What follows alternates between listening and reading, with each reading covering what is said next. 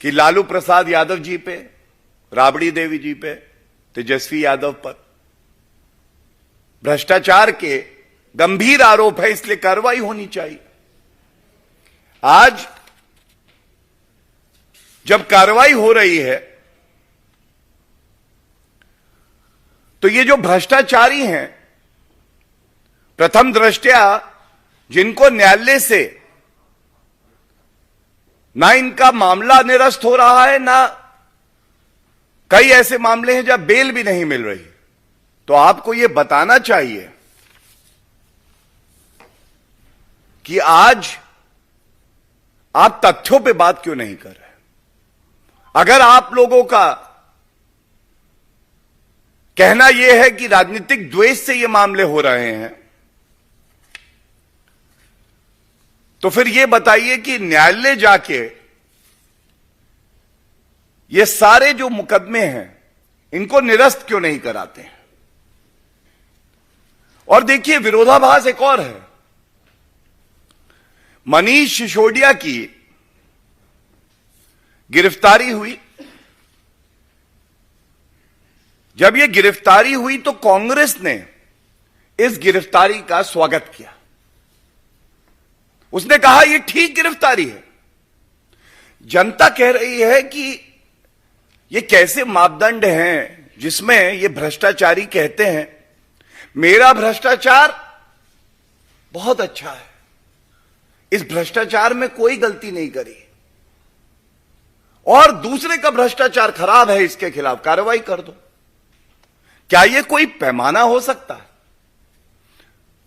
मैं इतना ही कहूंगा,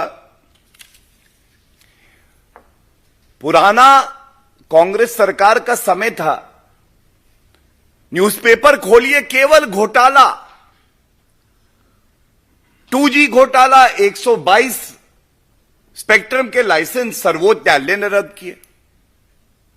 कोलगेट घोटाला कांग्रेस के समय का 214 जो माइनिंग के लाइसेंस थे उसको सुप्रीम कोर्ट ने रद्द किया। CWG घोटाला, खेल भी कराएंगे तो उसमें भी अपनी कमीशन, अपना कट। जीजाजी घोटाला, किसानों की जमीन हड़प रहे थे। आज जनता की उम्मीद यह है कि कोई भी भ्रष्टाचारी हो, उस भ्रष्टाचारी को यह एहसास हो कि कानून का डंडा कितना मजबूत है। आज जनता की उम्मीद यह है, और इसीलिए आदरणीय प्रधानमंत्री श्री नरेंद्र मोदी जी को आशीर्वाद दिया है कि इन भ्रष्टाचारियों को यह पता चले कि कानून से ऊपर यह नहीं है।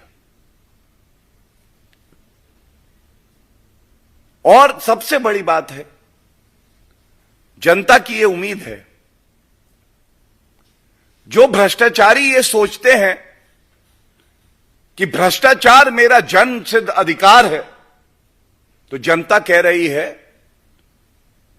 न्याय होना, भ्रष्टाचार से जो रुपया वसूला है उसको वापस इन लोगों से वसूलना और जनता के हित में लगाना, यह जनता का अधिकार है, यह लोकतंत्र का अधिकार है। और इसी सोच से जांच एजेंसियां अपना कार्य करती हैं। जब भ्रष्टाचारी पकड़े जाते हैं तो ये कभी भी उस मुद्दे पर बात नहीं करते हैं। इनमें इतनी नैतिकता नहीं बची कि ये बाहर निकलकर आए और जनता को बताएं कि आरोप ये हैं और सत्य ये है, ये प्रमाण है, ये साक्ष्य है, और देखिए हम आपकी अदालत में भी आए हैं और हम सिद्ध कर रहे हैं कि हम लोग ईमानदार हैं। नहीं, अंदर से ये भी जानते हैं कि इन्होंने भ्रष्टाचार किया है, जनता की गाड़ी कमाई को लूटा है, और इसीलिए ये ना न्यायालय जाते हैं और ना जो सवाल जनता पूछ रही है उसका ये उत्तर देते हैं। तीसरा, हमने देखा BRS की नेत्री हैं के कविता। इसका शीर्षक हो तो हो give me the money, I just need money, give me the money. क्यों ऐसा कह रहे हैं? इनका एक साक्षात्कार चल रहा था, उसमें इनसे पूछा गया, इनको मौका मिला, आप बताइए कि आपका इंडो स्पिरिट से बुच्ची बाबू और अरुण पिल्लई, इनसे कोई संबंध नहीं है। और अगर कोई ईमानदार व्यक्ति होगा जिसके किसी भी कृत्य में कोई गलत कार्य, कानून तोड़ने वाला कृत्य ना हो, तो वो कहेगा मेरा इनसे कोई लेना देना नहीं है। स्पष्ट, नो इफ एंड बट, स्पष्ट, कोई लेना देना नहीं है। लेकिन ये जो के कविता की पूछताछ चल रही है, इन्होंने ऐसा नहीं कहा। विक्टिम कार्ड खेलेंगे, लेकिन जो सवाल जनता पूछ रही है उसका उत्तर नहीं देंगे। तो इसीलिए इस मंच से भी दोबारा यह सवाल पूछा जाना चाहिए, ये जो शराब घोटाला है, जिसके किंग पिन अरविंद केजरीवाल हैं, उसमें के कविता जी आपको भी जनता को बताना होगा कि आपका इंडो स्पिरिट से कोई लेना देना है या नहीं है। आपको यह बताना होगा कि बुच्ची बाबू, इनसे आपका कोई लेना देना है या नहीं है। और प्रतीत ऐसा होता है, यह भ्रष्टाचार इतना बड़ा है, अब जब सारी कड़ियां जुड़ रही हैं तो जनता को भी पीड़ा हो रही है कि इन भ्रष्टाचारियों ने किस तरह से